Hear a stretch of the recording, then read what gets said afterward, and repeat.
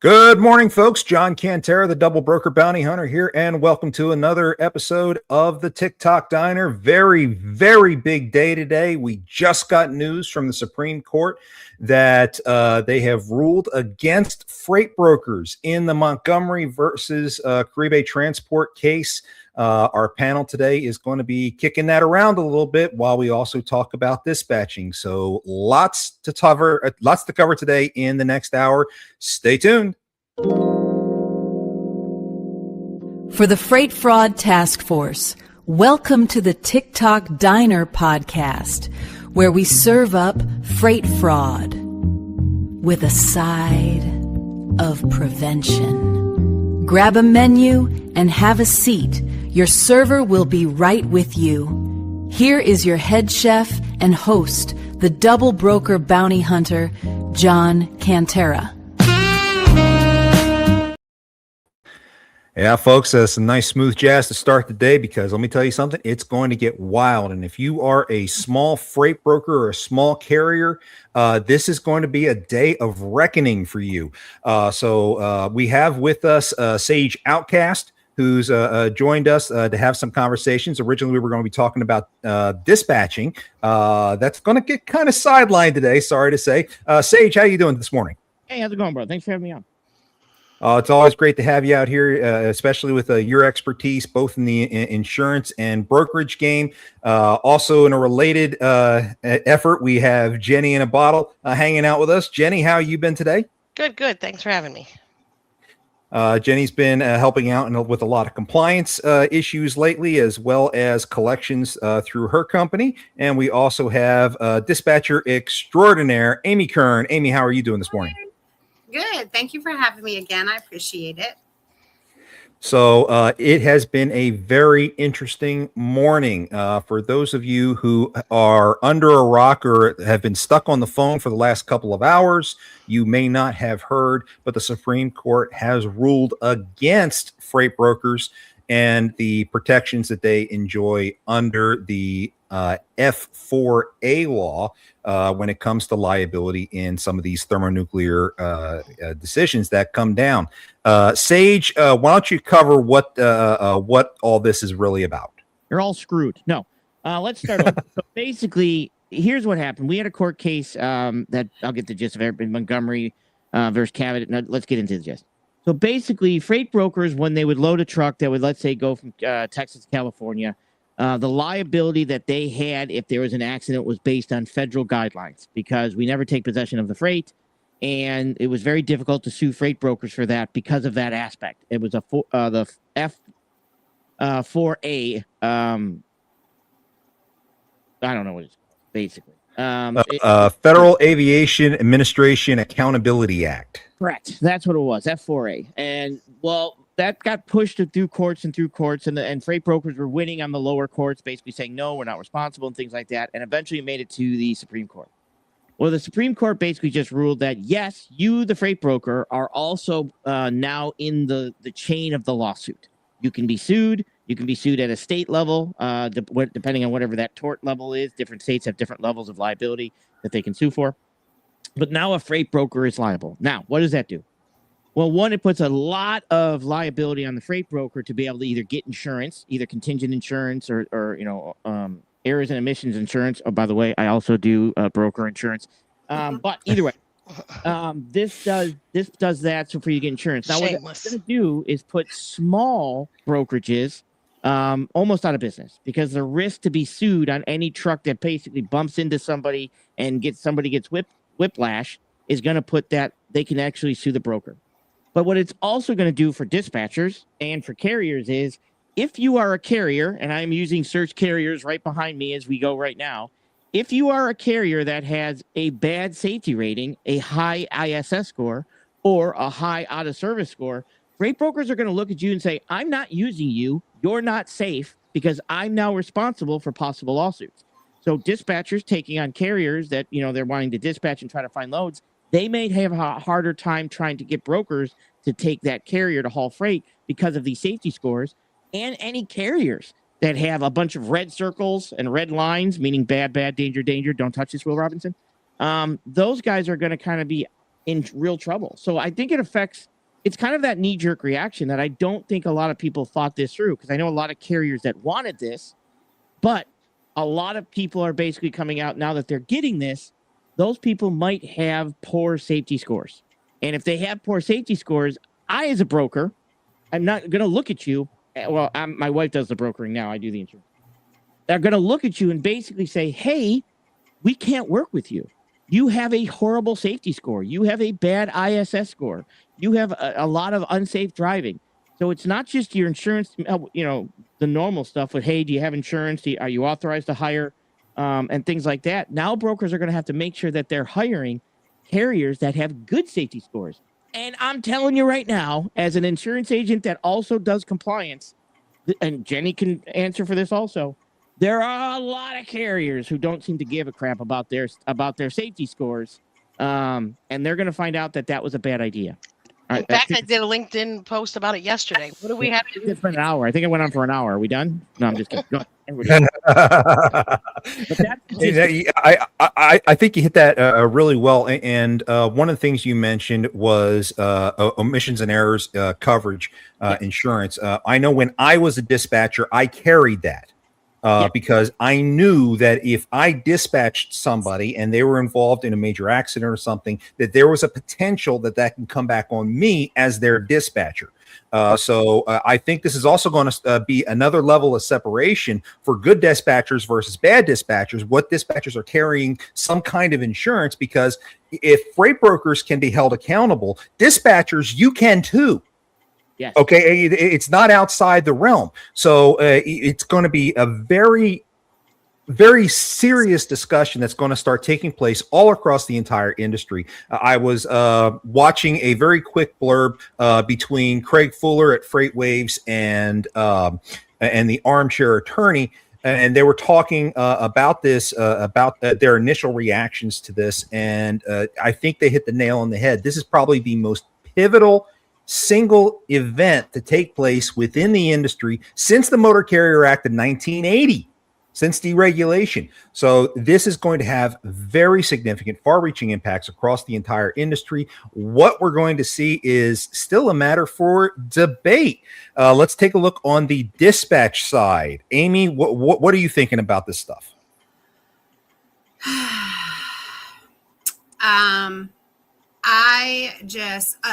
Again, normally the carriers that I dispatch for, they're one truck, one or two. And I just, oh man, everybody's is gonna be liable at some point. I don't care who you are, myself. So Sage, I'm gonna holler at you about something that I might need to put in place to cover myself. Because again, it's carriers, it's like you said, now brokers. And the accident that happened was the driver ended up getting into an accident on one side, and because of that accident, went across the median and did a head-on collision, I believe. So the accident in itself was just an accident. It's unfortunate, but that these things happen and stuff. But it's the fact that now going back is that if everybody's going to be liable for lawsuit, now what other checks am I going to be doing as a freight broker? Oh, well, I'm going to be checking your safety score. I'm going to be checking. Now, do I have the right to say, hey, I want to know who the driver is? I want an MVR. Send me an MVR of that driver. Let me run the MVR. Like at some point, it's going to be becoming more, systems are going to become more closed. And what I mean by that is I don't post I do over-dimensional freight, right? Well, my wife does, but that's what I've done. So that's why I specialize when I do insurance in open decks. But when it comes to that, well, the problem's going to be I'm not going to post my freight to a load board. I'm going to legitimately build a network of carriers that I'm going to be giving my loads to. And then when I go to my shippers, I'm going to say, hey, guess what just happened? This opens up me for liability and you for liability. So the carriers that we choose going forward have got to be the best carriers. Because if not, we're now all definitely in the lawsuit. Now, we were in the lawsuits before, but we would fight and win, right? So they would sue us. But I've never been sued, but they would sue C.H. Robinson, and C.H. Robinson would end up winning. Now C.H. Robinson is losing. And they're not again, they're not automatically going to lose. It's just when they would fight this, they would say, hey, we don't take possession of the freight. Yep, we're out of this. And they'd say, okay, yeah, you don't. Now, C.H. Robinson's legitimately going to have to fight it with lawyers and push back that way. They can't just push back and say, hey, I'm not in this. You have to, that has nothing to do with me anymore. The Supreme Court just said, yes, you are. And now that's going to be a huge factor for carriers, because if I'm looking at carriers, I'm not hiring a carrier that does bad compliance. I'm just not doing it. I can't risk it. So let me ask you, if you don't mind, you being less broker side, okay? What are you looking for? I mean, I know lower the number, the lower the number, the better. But what? Because I mean, I honestly have had a driver put out, it was a non-CDL box truck. The rated, of course, 26,000 and less. The DOT officer came up there and said, no, even this, it all said, everything was there on the truck as it was supposed to be. And he ended up putting him out of service anyway, because he said in order to operate that truck, he needed to have a CDL. And I'm just like, no, dude, you don't. It's, but, and then of course that went against that score. And I mean, things do happen like that. They happen, the whole ELD, the hours, the maintenance, all that, to me, that is stupidity on the driver themselves, and they shouldn't be running like that anyway. But stuff like that will also cause our score to go higher. The stuff that sometimes things do happen, and it is placed against the carrier, and then that's going to cause the score to go up. Well, you can take a critical look at the different types of violations that take place. You can always go into SMS when you're looking at a motor carrier and see what kind of violations that they got in their different inspections. And I believe now brokers are going to take a much more a direct look at those specific violations and decide what violations are acceptable, as they'll still be willing to use them, and what aren't, because let's face it, most motor carriers are going to wind up above the average out of service score in one capacity or another, especially small motor carriers, because it only takes one out of service violation to take you from a score of 0 to 100% if that's your first inspection. So I mean, as Sage pointed out backstage earlier, that could be an immediate killer. This is something that is going to have a profound impact across the industry, and how brokers respond now, how compliance specialists, how fraud prevention experts, how they respond now is going to decide the entire direction of the industry for decades to come. Yeah, and it's going to be one of those things that so your question is, when I look at that, my question would, it's simple. My question to you would be like, if you could possibly get sued for $1 million, what would you have done? You'd probably say, no, I'm not using him. Because now now you should fight that and try to get that lift, but now you have to have a knee-jerk. Are you looking at a broker that's been doing it for many years with that's also, the insurance aspect and everything? I can take a look and be like, okay, I can justify these points. I'm going to go ahead and use you. Now, most likely, the richest person in the world is going to be somebody that makes an AI program that rates all these points and then puts it out there for me, just so you know. Hint, hint, if anybody does it, make sure you remember me. But the problem is that anything that's on there, if I look at it, I'm going to say, well, you operated a motor vehicle without a CDL. I'm not using you. Right. You why would I use you? You're a risk. You're operating a truck that somewhere in some system, either by the VIN number or by the plate on the truck, somewhere that truck was rated over 26,000 pounds. Now, we don't know where. Maybe it's the VIN number. Maybe it was the VIN, because it was what is it, D-rated? Is that what I'm looking for? Yes, D-rated. Yeah, and it was done from over here in New Jersey, because I'm in Maryland, so it's over here in New Jersey. And I mean, they were licensed, they were insured to do it. It was legitimate company. I mean, we had to go to court. Like I went to court with the owner of the company and fought it and did win in court, thank goodness. You can But- always downgrade the trailer. You can't upgrade it. So you can always derate a trailer or a truck, but you can't bring it up. This happens a lot in hot shots. Non-CDL hot shots have to derate their trailers. And you can derate it because a trailer can always take less. What they won't do is overrate it. So if your trailer is rated for 14, they won't go 15, 16, or 17 because it's pushing the limits. But if you only want to haul 12, they'll be like, okay, because it's safer to haul 12 on it anyways. But yeah, that's something that the VIN was still registered for the truck that was over. That never got changed. So you had to basically go to court and say that it was derated. That's something that carriers are just going to have to fight. But his score never changed. I mean, his score still stayed the same. He was still at that, what was it? That one, I think he got 3 total inspections. 2 of them passed. Jenny, then he just happened to be in Pensacola and DOT. That's where it all happened. And well, once he has a court ruling, he needs to file that paperwork and do debt accused to get that marked, to get that removed from his report. Get that removed. Yeah, you got to go through the debt accused process. Yeah, that's what I told the owner to do. But I mean, just because it gets fixed in court doesn't mean it fixes their record. They actually have to submit it themselves, the paperwork that shows that was ruled in their favor. Yeah, I told him. That's what I told him to do. I mean, I don't work with him anymore, but then I did tell him to do that. I mean, I was like, you might want to, no, absolutely. Submit this paperwork. You told him what he had to do. So, do it. Yeah. Jenny, you used to have a CDL. You I used still to do. drive. Let's look at the different classifications of vehicles that are out there. Who are the winners and who are the losers from this type of situation? Is there a difference between the different types of vehicles that are operated? Is there somebody who's more susceptible than another?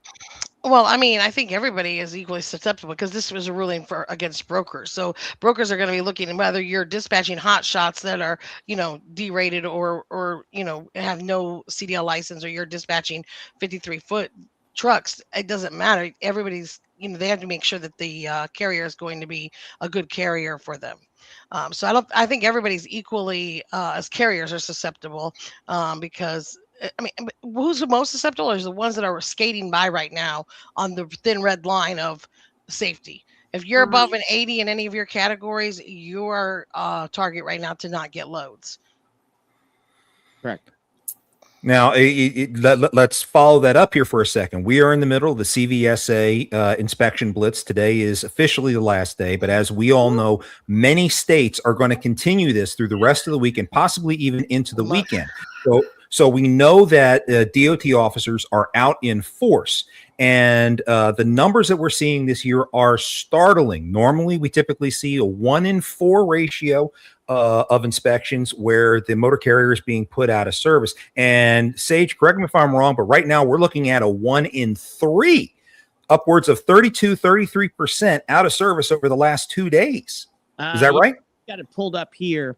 I have to turn off my dark mode because I operate under dark mode, the evil mode of a freight broker. Okay. So basically I've got inspections. This is 1 day behind. 6,406 violations, 11,010 out of services, 2,055. Carrier inspections, 5,217. So it looks like they went to town. Again, this is Search Carriers. Big shout out to Search Carriers. And this is, I still have obviously Wednesday and Thursday. So this is like a day behind. So this might get updated later, but he's about a day behind on this. 100%. Yeah, JR is theorizing that we're going to see higher standards being put in place by DOT officers and putting more carriers out of service because of this particular ruling. I think that can go either way, really. You should to be honest, rates should go up because we're going to have less. We should have less carriers to function from. So the benefit is you should be paid for doing better compliance. I'll give them that. But good luck. Sorry. Absolutely. And you hit the next topic, capacity. This is going to have a significant impact on capacity. We're already seeing that as a result of surges taking place this week. Prices have gone up extensively across all modes across the industry when it comes to rates. And that's because a lot of carriers have laid out. Now, if we're looking at a roughly 1-in-3 ratio of people being put out of service this week from these inspections, what is the real ratio looking like? Because we know a lot of people sat out this week knowing that they are in bad shape. Now, don't get me wrong. I'm not saying every carrier that sat out this week is because of they were afraid of the inspections. Some of them stayed out because they didn't want to sit in long inspection lines and burn 3 or 4 hours a day waiting in these lines. Okay, so we have that problem out there too. But guys, we knew that this week was coming. We knew this week was coming for months, and we're still hitting a 1-in-3. Let's face it, we have a serious safety problem in this industry. This goes to speak more to the carriers that don't care. They don't care.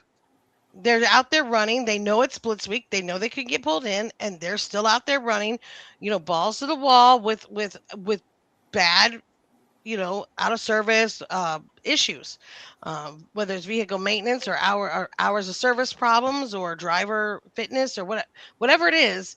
They're still allowing. They don't care. They're hoping they don't get pulled in or they don't get caught.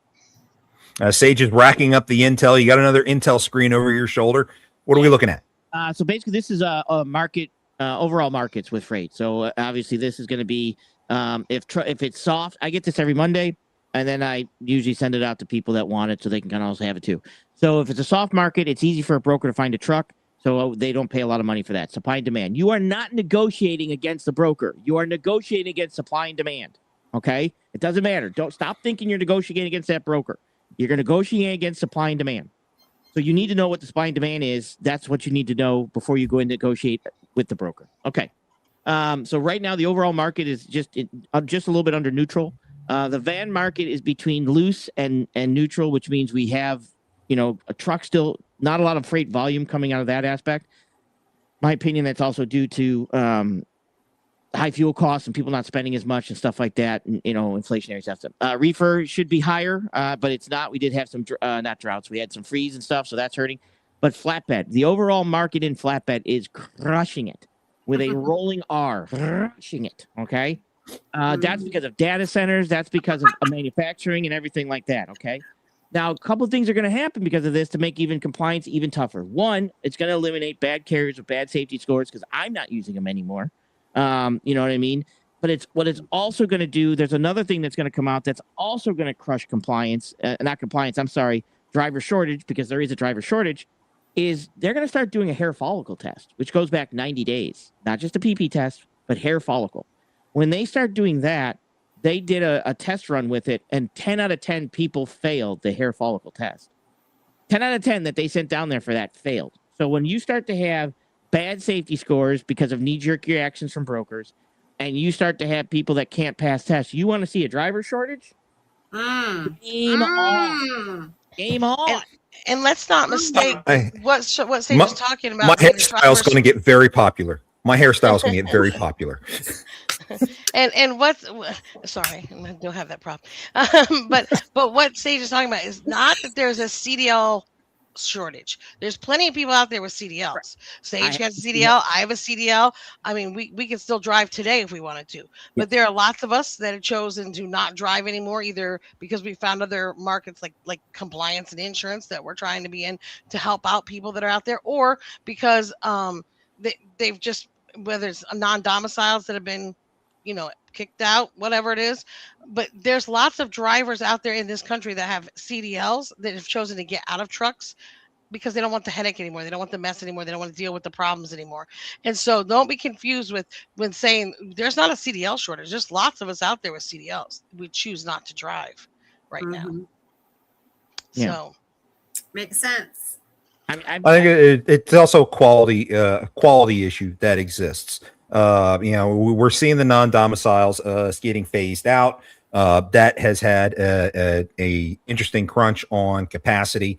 But this is going to make a whole new ballgame when it comes to capacity.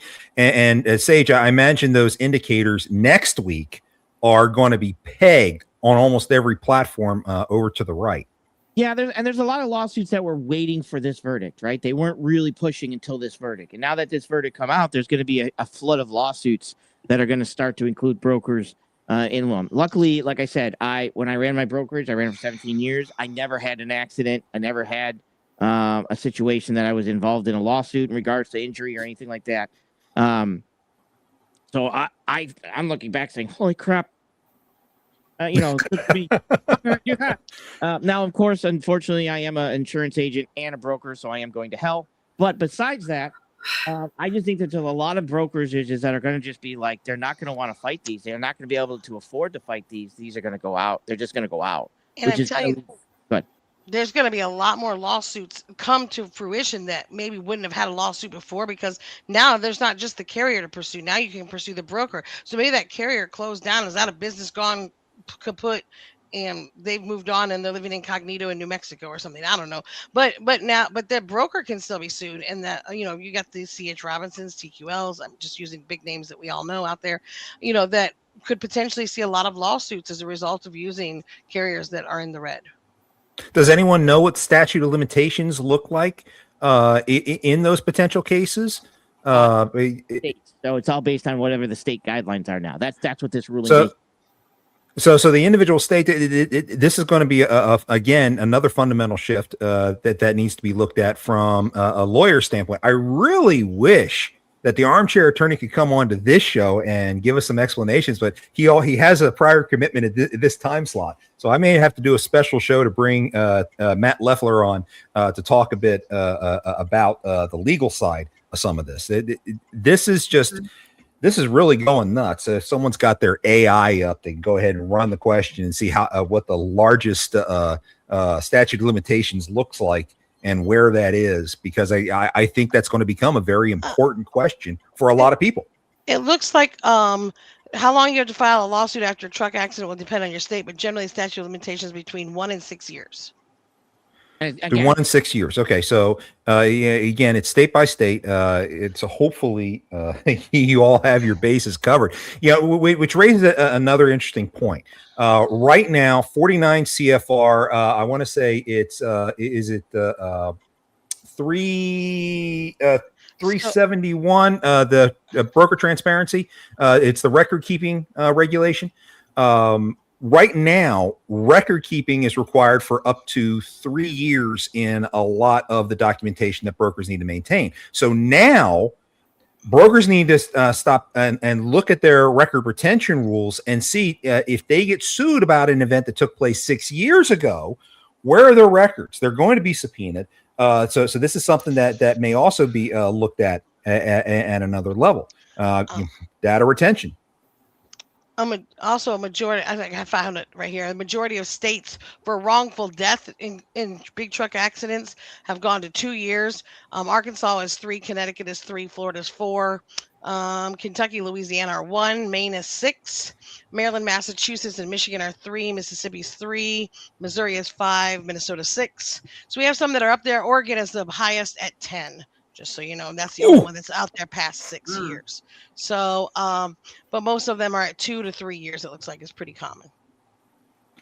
So again, 2 to 3 years. Okay, that helps. That certainly helps. But God help the guy who got into a fatal accident in Oregon. 10 years. Ooh, that's going to hurt.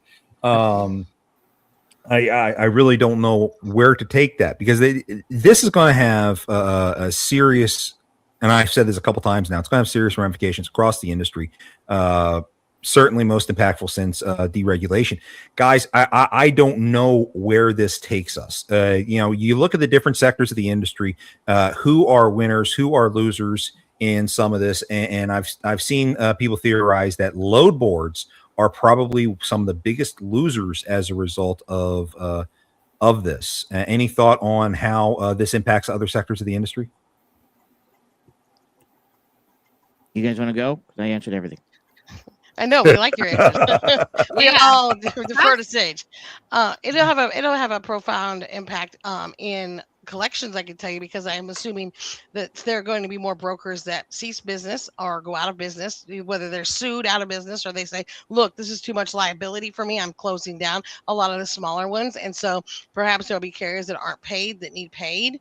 I think that this is going to be huge, where brokers are going to have to hold their shippers more accountable for making sure that they load the correct truck at the correct carrier and that they know who they're loading, because that broker is going to be liable when that truck hits the road with that load. Yeah, I mean, even And I think the value of people who specialize in compliance and fraud prevention, their value just it went up big time. yeah, make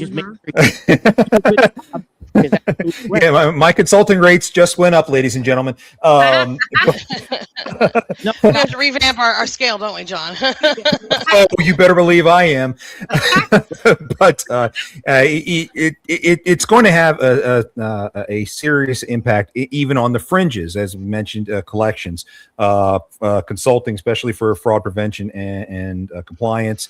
The insurance side is going to have a huge impact. I can only imagine what insurance rates are going to be like a year from now when brokers are renewing, when they need to look at the different types of coverages they have to worry about. And carriers' insurance rates, because if you're a carrier that is skating on red right now, your insurance rates are going to be higher, or you're not going to be insurable. They're not going to want to insure you. JR made a good point. That's 3 years to file the lawsuit, not complete the lawsuit. So just a note there on the statute of limitations that, that's 10 years in Oregon to file, not to complete. So this could drag out even much longer than that. But back to the rates, not just only broker insurance, but also those carriers that are running on the fine line of red. And insurance for brokers, like brokers you have a bond, which is probably won't affect your bond because that's just if you pay or not. But it's going to affect your what we call contingent insurance. We have contingent cargo, contingent auto liability, general liability, and stuff like that. Your errors and omissions, all of those insurances are now going to be going up. Like I remember, I paid for my contingent insurance, and I probably still have the thing. $28,000 was for my contingent insurance as a freight broker. So if that's going to go up, it's just going to push people completely out of the game because they're just going to be like, okay, I can't afford the insurance for this. Or brokers are going to have to take more money. I mean, that's another aspect, you guys. Now that we have more liability and more risk, we deserve more money. So you can't complain when a broker is going to say, well, you're taking too much money. Well, we now Gong. have so you can't. So guess what? The gong bells are going to get bigger and bigger and bigger and bigger. Right? You know what I'm saying? Like mine's going to be a church bell. Gong. Ah! Like the whole town's going to hear my gongs. But this is now you can't complain when brokers take more money because they are now just as liable as you. And it's worse. I'm not in control of the steering wheel. So now I have to trust that you are good at holding the steering wheel. And let me tell you, there's a lot of people I see texting while driving. I can show you videos right now of people, watching TV while they're driving. So now, why wouldn't I get a majority of the money? Because you're a poor driver. So when brokers must start taking more money, I don't want to hear it. But this will be huge in negotiating rates because carriers can say, hey, look, I'm asking for this much money and look at my A+ rating and all in the green and I'm all, compliant, and it's going to make them more worth. They're going to be worth more than those that are running on the red. We haven't Absolutely. we haven't even been able to so JM Hartley, my 48-foot flatbed, we haven't even been able to get an inspection. And we're over a year. And we've been trying. Trust me. It's not like we're trying to avoid it. Because we even ran Ronnie. His granddaughter graduates today. But we ran at the beginning of the week. And I'm like, it's Blitz Week. We might finally, nope. Well, what I find is that when a truck runs a lot of the same lanes and those same officers see the same equipment going through there, they see that they're maintained. They see that they're well kept. They see that their maintenance is up. They notice that they're got good tread on their tires, and they're not pulling them in because there's no need to. They're minding the rules of the road. Those but it doesn't help us though as a carrier. Well, that's but they not can't. Helping. We need a safety inspection. We're over a year. Brokers shouldn't keep you from getting a load because you don't have an inspection. I mean, I personally, thank goodness, have not had that issue running Ronnie, but still, I feel like, we need one. It just kind of sucks, you know. Well, you're in a good position with Ronnie because right now he's in a platform with ultra high demand.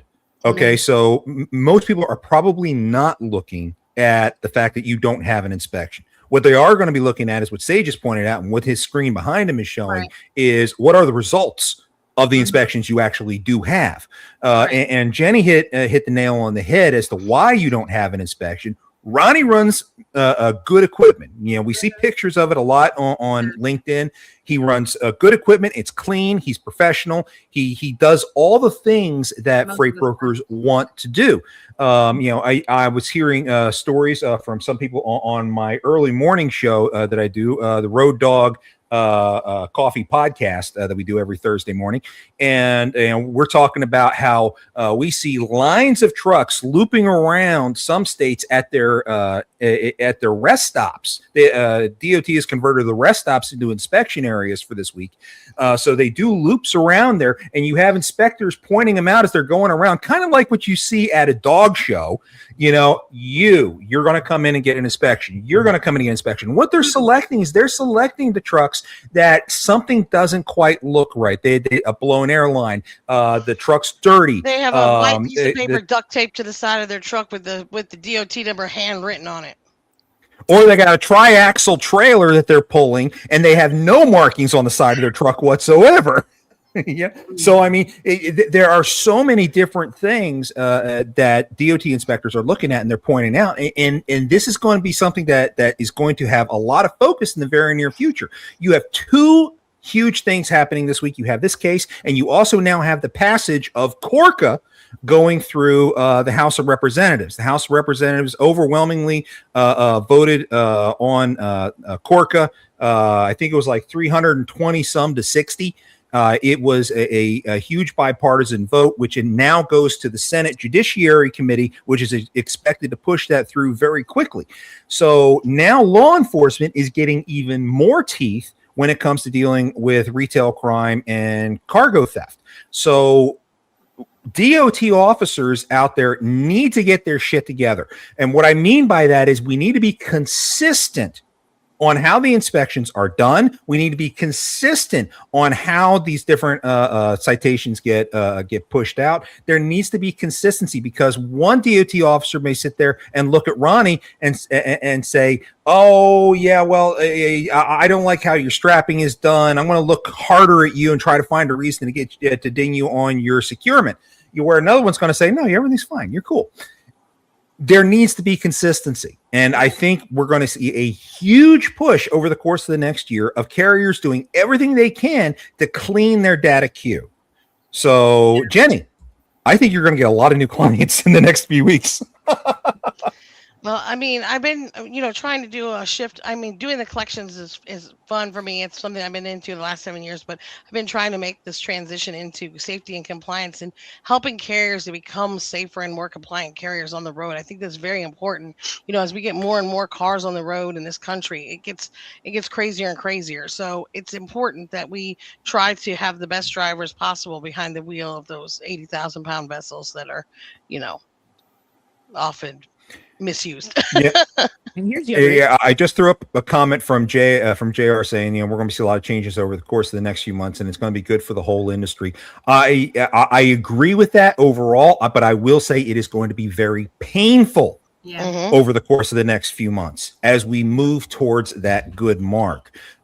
This is going to be a very interesting time. Go ahead, Sage. Who is that? Remember, this is down to the states. So now you have 50, well, let's say 48. You have 48 states that are going to be able to determine what a safe carrier is. So one state might say, yeah, they're good as long as they're in the green. And they're all going to be different. Exactly. All 50 states can now be different in what they deem a safe carrier. Yeah. You know what I'm saying? So now they come to me and they say, nope, according to our state, we deem that any out of service or any vehicle, even if it's in the green, we deem that as unsafe. That's just going to create hot spots of unsafe carriers, because people that want to continue trucking and operate on the line of sketch is what I call it, the sketchy line. Those people are going to all migrate to those states where they don't care what kind of carrier you are. And they have lower safety standards. And so people are going to stop using carriers out of certain states. Brokers are going to stop using, oh, you're from California. Well, we're not going to use you then because you come from the home of fraud and the home of bad driving and the home of, I'm just using the California. Sorry, California, for picking on you. But you have a very good point there. Brokers have the right to be selective in who they utilize when it comes to especially if they're going to be liable. They should always be picky. Right. Always. But carriers should be picky about who they're hiring too. Look at those PSPs. Look at those MVRs. Do a real interview with them and talk to them and see if they, know what they're talking about on their truck. Do they really do a pre-trip, or do they just check all the boxes and hop in the truck and go? I mean, I've told the owners several times, I'm not dispatching your truck with him driving. I'm not doing it. You're going to either find another driver or you're on your own. Not doing it. I'm just not. But the days of getting up out of your sleeper, pushing in the brakes and going are probably over. Mm-hmm. You need to We'll get through your comments as fast as we can, JR. So give us a second. We were right. Yeah. I just think that it's going to be something that carriers are going to have to, because at some point, technically I'm hiring the carrier, but if I'm now also responsible for the driver, what happens if I got to run your MVR and your MVR has a speeding ticket on it? And I say, sorry, you can't use that driver. Am I pushing drivers out now? I mean, sorry, that driver is unsafe according to my guidelines for my brokerage, for my possibility of lawsuit. But if you're going to be held liable, I mean, don't you get that choice? I should. What I'm saying is drivers are going to have conniptions. Hello, drivers. They're going to have fits when I get to run their MVRs and go back 5 years. Well, they had fits when we're requiring, they don't have any inspections because that was an indication sometimes of a carrier that was created for the express purpose of taking loads off the load board and handing it off to the fraudulent broker counterpart. So that's why people looked at carriers but didn't have any inspections negatively. And now that carriers can't request inspections, you used to be able to drive up into the scale house and say, look, I need an inspection here. Well, they said, no, you can't do that because that's not truly random. You're requesting it. Of course, you only come in when your stuff's in good working condition. You just got new tires and brakes and whatever. So they said, no, you can't request them anymore. Those don't count. So brokers really couldn't, hold you hostage from holding one of their loads just because of inspections, the number of inspections, because it's random and you can't help it if you get pulled in or not. But I mean, I've seen a carrier with about 4 trucks, go over 2 years and not one truck got inspected because they ran the same lanes all the time and they had good equipment. It does make a difference. It makes a big difference. But I was just kind of, because I even sent Ronnie before we started, like at the very beginning, I was like, hey, can you go up to the scale house and just see if one of the DOT officers just go up there and be like, hey, you know what I mean? Like, but it didn't work, the DOT officer. But it has worked before in the past, though. I've sent carriers up there and was like, hey. You can always offer to. You can always offer, look, he gets an annual inspection every year because he's required to. And we have that we can submit to you to show that he's had his inspection this year. And I keep that in my file. I keep all that. I have all of that and make sure that everything gets updated properly every single year. Ronnie guy. I hear favoritism towards this Ronnie guy. Who's this Ronnie guy? Has he held my favorite? It's a love and hate, really. I love Ronnie to death, but don't get it twisted. Him and I, man, whoo. We've bumped heads quite a bit, but no, I love Ronnie. He's a great driver because he used to run the big lots and the 53-foot drive vans back in the day, and he is mechanically inclined. So now we have him on the flatbed. He's no spring chicken, so he no longer throws the tarp. He can't throw the tarps. I don't want him to stroke out on me. I hope Ronnie knows we're talking about him. But he's a great driver. He calls me every night when he stops. We sit on the phone and we plan out. He was like, okay, this is how far away I am. What time do you want me to be there? If we don't have a set appointment, but it's an open window, I'm like, listen, I need to get you there here because we already have that next load booked for you. And I want you there by such and such time. You know what I mean? Like we sit and like actually plan stuff out. Amazing how that works, huh? Amazing. Ladies and gentlemen, this is what a good dispatcher does. If your dispatcher doesn't do this for you, you're with the wrong dispatcher. Thank you. Complain about you. I try, man. I try. About you. I'm sorry. So just a shameless plug on my part here. Sage and I have partnered up with the Safety Compliance and Insurance Readiness. I have as no Sage idea is- who she is. I'm just kidding. Right, right. As Sage is a licensed insurance Sage agent. disavows any knowledge. Stop it. Okay, I'm not finding you anymore. Oh, go ahead. But anyway, Sage is a licensed insurance agent for fleets and it sells broker insurance too.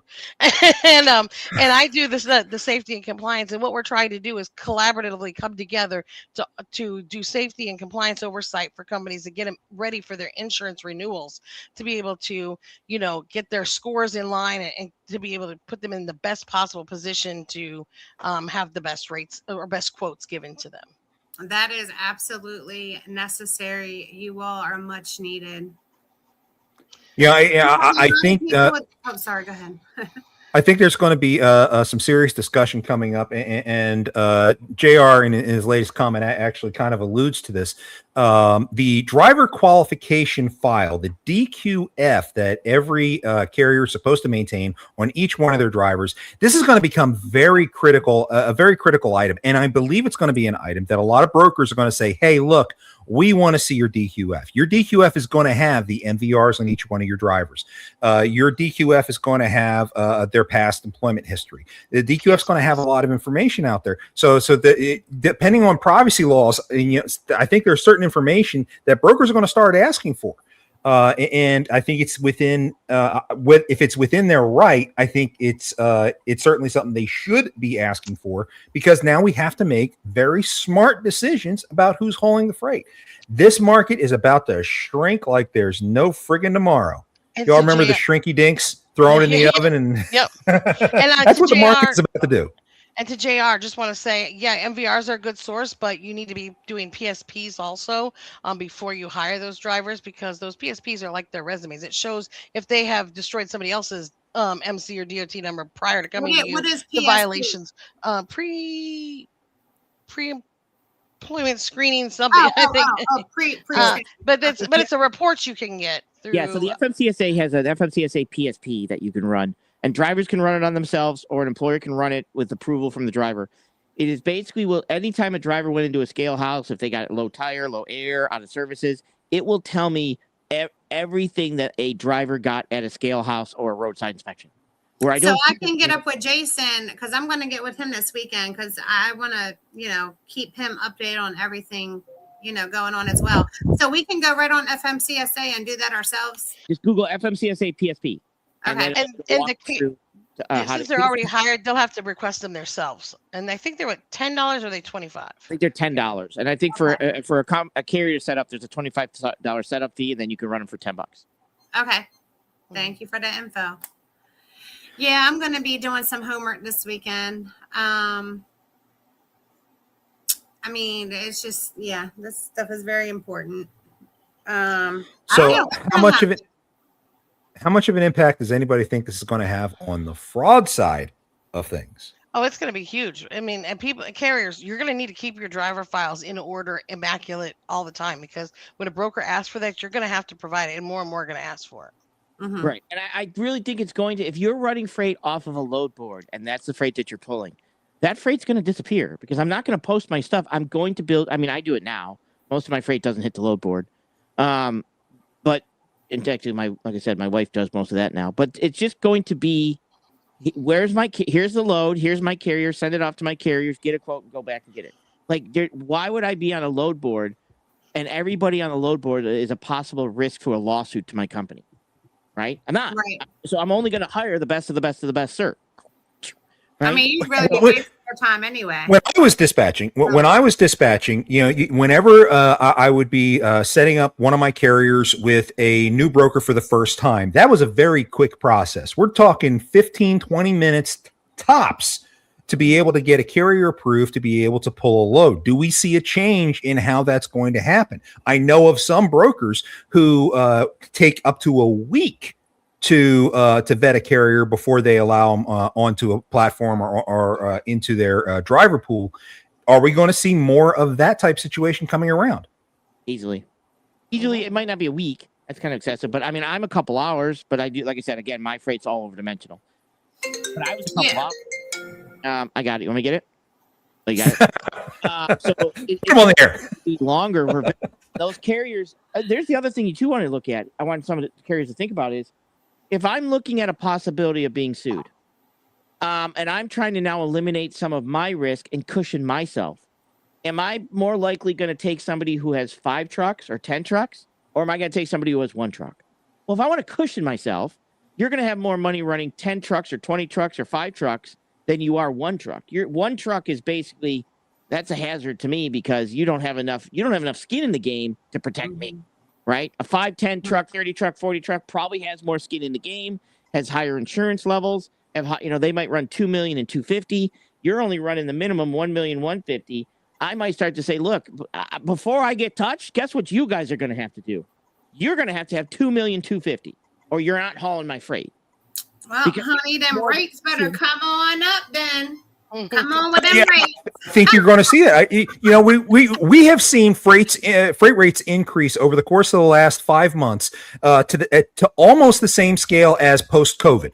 Okay, and this ruling, I think, is going to push us to the point where we're going to see that surge even harder, possibly for even longer. JR made an interesting comment about an increase in double brokering threat, and I think he's 100% right. Dale Prax and I were looking at, we're doing a joint investigation last week in a series of carriers where they are using another DOT number to put again on the side of their truck, so that when they go and they get an inspection, that inspection goes against this dummy DOT number. And what we are seeing a lot of is, especially out of the Eastern European syndicates, they will create a new motor carrier. That motor carrier is going to have a life expectancy of maybe about 2 months.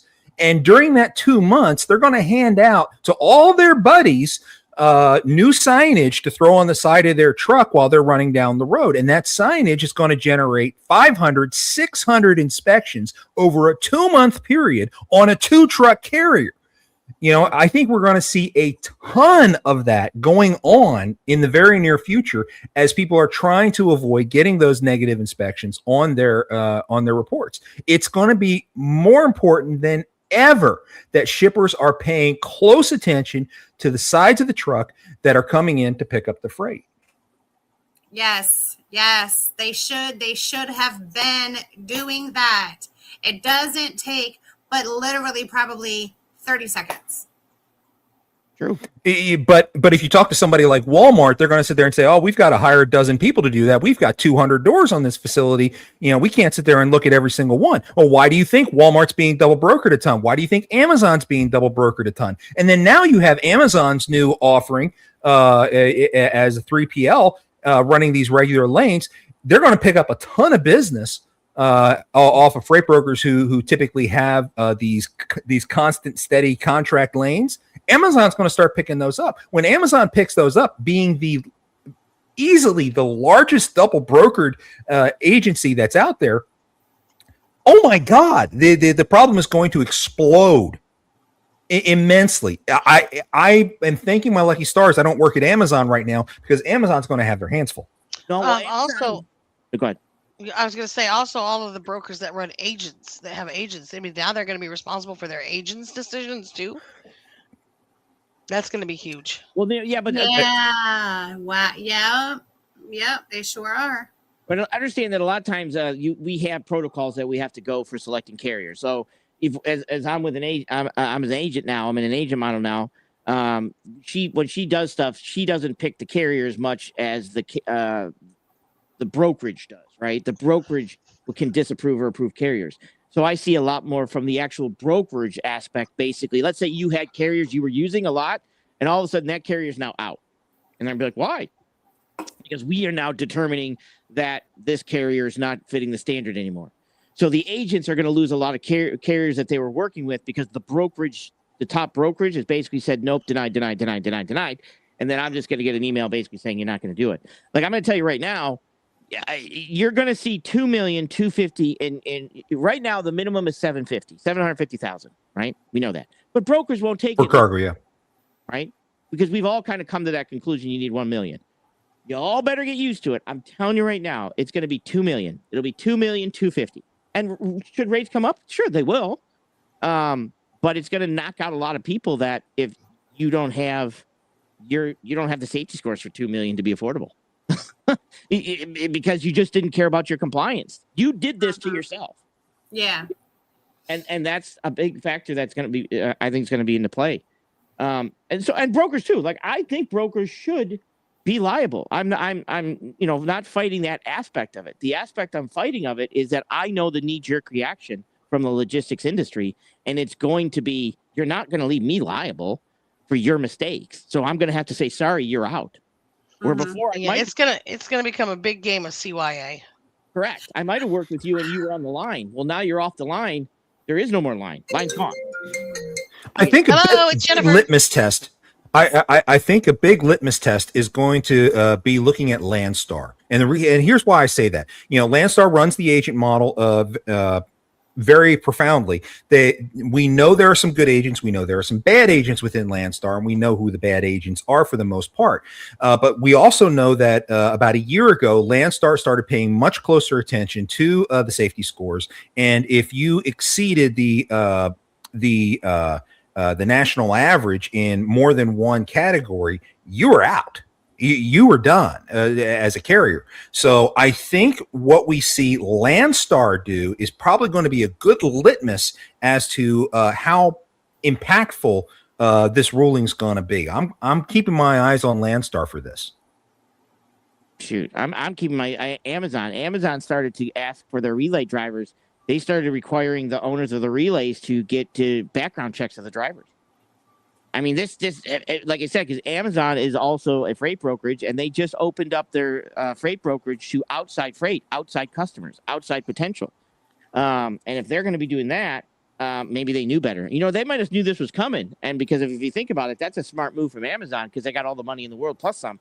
I know this because my wife shops there, and they have all my money. So basically, something that is going to have to be. You said it. You kept me from having to do that. Yeah, they knew. I think they might have knew stuff like this was coming down because now the small brokers going out is going to have a huge opportunity for small brokers or customers to start using Amazon to move their freight because they're opening this up to, regular people. It's not just Amazon people. I think we're screwed.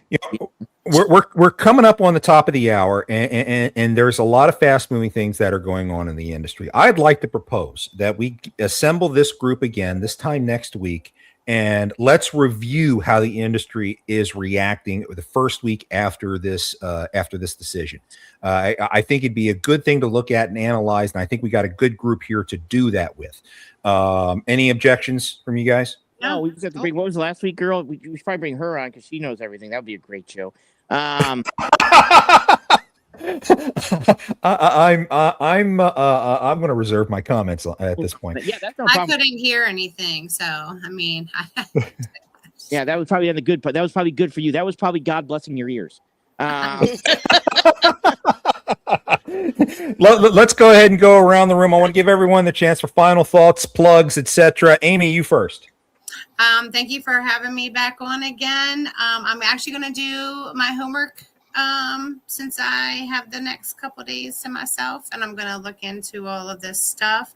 I will probably get with all of you at some point and get your guidance and advice. I don't want to, do anything wrong on my end. I don't want my carriers to. I need to make sure that everything is going to be properly handled, taken care of. All of our ducks are in a row. And I appreciate you guys. I appreciate talking to you, and I will be in touch. Jenny. Well, I just say go to frscollects.com for all of your collection compliance and safety needs. Let me know what I can do to help you. If you need an insurance readiness assessment, if you need help with your compliance and safety oversight, if you need unpaid freight invoices collected, I'm your gal. frscollects.com, Jennifer at frscollects.com, 901-832-8052.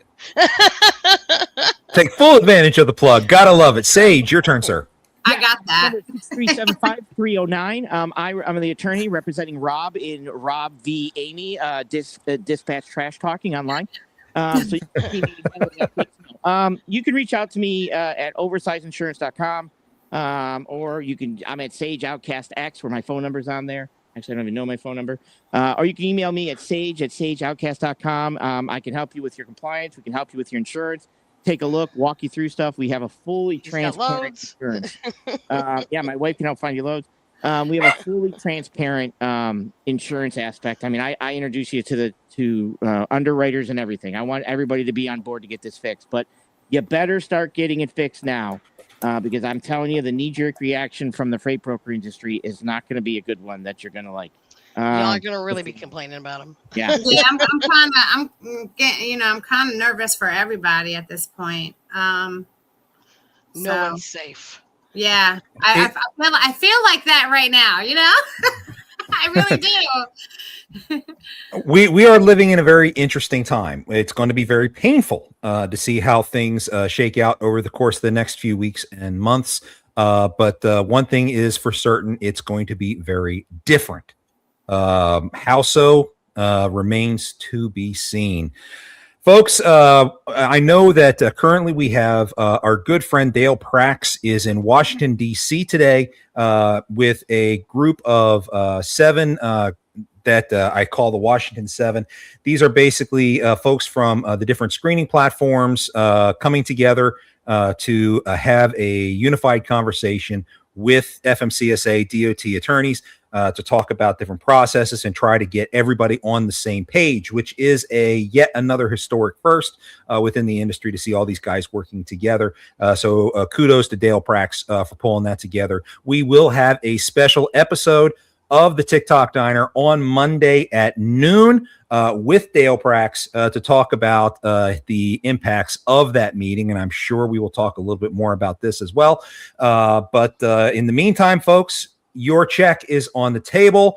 Please be sure to tip out your servers, and we will see you next time on the Tic Toc Diner. Have a great